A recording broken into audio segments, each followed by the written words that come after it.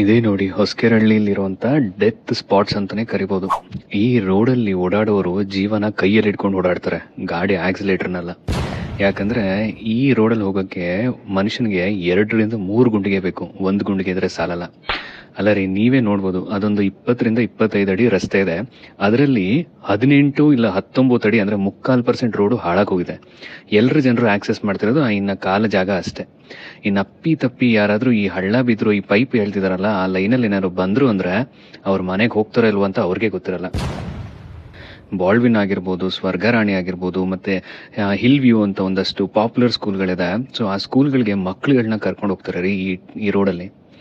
ಯಾರ್ದಾದ್ರೂ ಒಬ್ರದ್ದು ಜೀವ ಹೋಗಿ ಇದು ಹೈಲೈಟ್ ಆಗಿ ಆಮೇಲೆ ರೋಡ್ನ ಪ್ಯಾಚ್ ಮಾಡೋ ಮುಂಚೆ ಈಗಲಾದ್ರೂ ನಮ್ಮ ರಾಜಕಾರಣಿಗಳು ಎಚ್ಚೆತ್ಕೊಂಡು ಇದಕ್ಕೇನಾದ್ರು ಒಂದು ಗತಿ ಕಾಣಿಸಿದ್ರೆ ಮುಂದೆ ಹೋಗೋ ಜೀವನ ಆದ್ರೂ ಉಳ್ಕೊಳ್ಳುತ್ತೆ.